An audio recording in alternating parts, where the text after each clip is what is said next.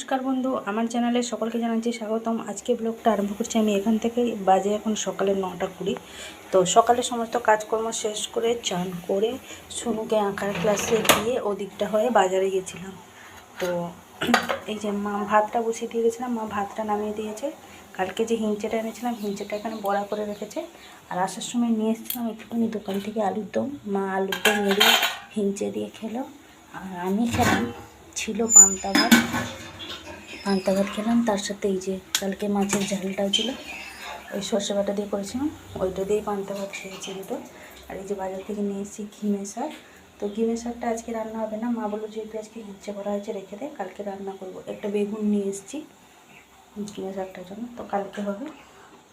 বাজার থেকে নিয়ে এসেছি পুঁটি মাছ, মা খেতে ভালোবাসে বলে এইটাই যে কাপড় ভিজিয়ে রেখেছি, বেলার দিকে কাছে মা পুঁটি মাছটা বাইরে বসে বাসছে। এই যে পুঁটি মাছ নিয়ে এসেছিলাম, পুঁটি মাছটা বাসছে মা এখানে বসে।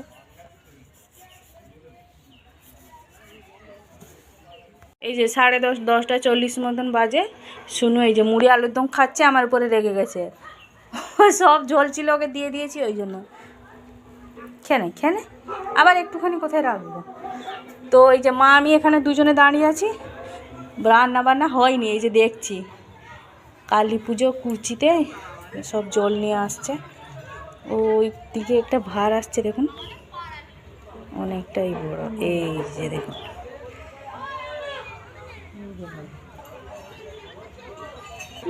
হ্যাঁ অনেক বড়, ভালোই করেছে।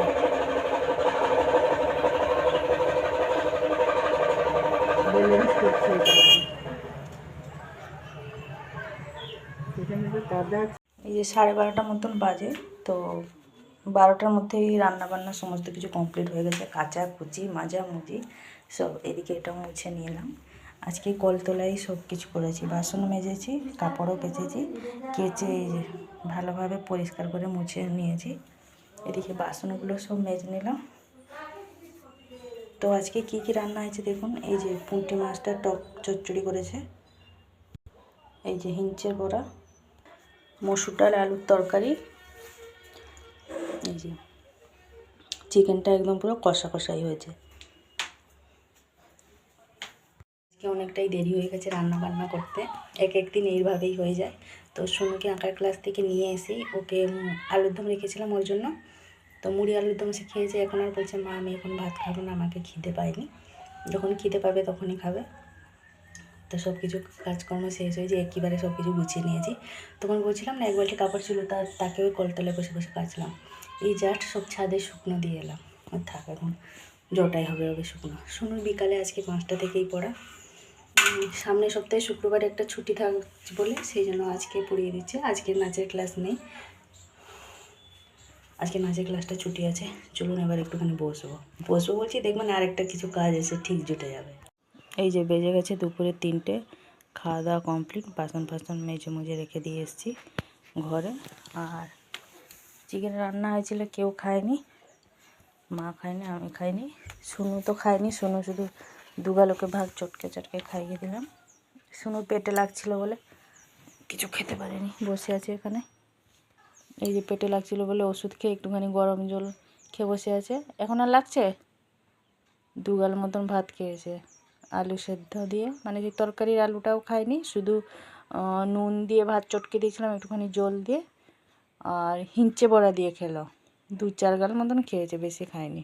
শুনো এখন দোকানে গিয়ে যদি কুরকুরে খায় বা যদি চানাচুরে এখন লেবু পেঁয়াজ এইসব চাট দিয়ে খায়, তাহলে শুনুর পেট ব্যথা ভালো হয়ে যাবে। আমি শুনুকে বলেছি, আমি তোর মা আমাকে বলছি এখনই তোকে চানাচুর চাট করে দেবে, নাহলে কুরকুরে না দেবে, দেখবি তোর পেট ব্যথা ভালো হয়ে গেছে। হাসছে যখনই, এই তো যখনই মানে কষ্ট হবে কিছু, তখন মা। আর যেই কষ্টটা যেই অমনি ফুরিয়ে যাবে, যখন শরীর ভালো হয়ে যাবে, তখন মায়ের থেকে বড় শত্রু পৃথিবীতে আর কেউ নেই। এখন যেন আমাকে ধরেছে, পেটে লাগছে মা, পেটে লাগছে। আর যখন পেট ব্যথা ভালো হয়ে যাবে, তখন মা কিছু বললে, মা হচ্ছে পৃথিবীর প্রত্যেক বাচ্চাদের জীবনের শত্রু হচ্ছে তাদের মা। এইটা একদমই রিয়েলি কথা। ওদেরকে জিজ্ঞেস করবেন কে ভালো, সবসময় বলবে বাপি ভালো। বাপি বকাও দেয় না, কিচ্ছু বলে না, আমাদেরকে ভালোবাসে। মাগুলোই সবসময় বকে করে। ওই জন্য প্রত্যেক বাচ্চাদের জীবনে বড় শত্রু হচ্ছে তাদের মা, তাই তো? তো এখন একটুখানি বসবো, 5টার সময় পড়া আছে, আমি একটুখানি রেস্ট নিয়ে দেখবি ভালো লাগবে। বসে আছে এখন। চলুন এবার একটুখানি রেস্ট নিই, লজেন্স ফজেন্স পরে করবো। জাস্ট আটাটা মাখিয়ে দিয়ে এলাম, রেখে দিয়েছি। বাইরে ওয়েদারটা একদমই ভালো না, মানে কাটেনি। ছাদে কিন্তু 2 বালতি মতন কাপড় শুকনো হচ্ছে, কেচেছিলাম যে 2 বালতি মতন হয়ে গেছে। ও থাক, একেবারে 4টে 5টে দিকে করে তুলবো। নেই দেখুন, কিন্তু পুরো কালো করে রেখেছে মেঘটা, ওয়েদার কাটেনি। এই যে ক্যাঁথা চাপা দিয়ে বসে আছে। সন্ধ্যের সমস্ত কাজ কমপ্লিট হয়ে গেছে। এই যে আকাশের অবস্থা দেখুন, মেঘ ডাকছে, ভারী বৃষ্টি হওয়ার সম্ভাবনা। আকাশের ওয়েদারটা একদমই ভালো না, কখন যে মেঘ বৃষ্টির রূপে পরিণত হয়ে যাবে কেউ জানে না। আকাশ ডাকছে, ওই জন্য মা টিভি বন্ধ করে চলে এসছে এখানে। আর শুনু শরীর ভালো নেই, ওই জন্য টিউশন যায়নি, ওষুধ খেয়ে ঘুমাচ্ছিল। এই জাস্ট উঠলো, ও উঠে মানে লাইটটা বন্ধ করে দিয়েছে, বাথরুমে গেল, লাইট বন্ধ করে দিয়েছে। চলুন আমি ভাবছি রুটিটা করে নিই, আর দেরি করে লাভ নেই।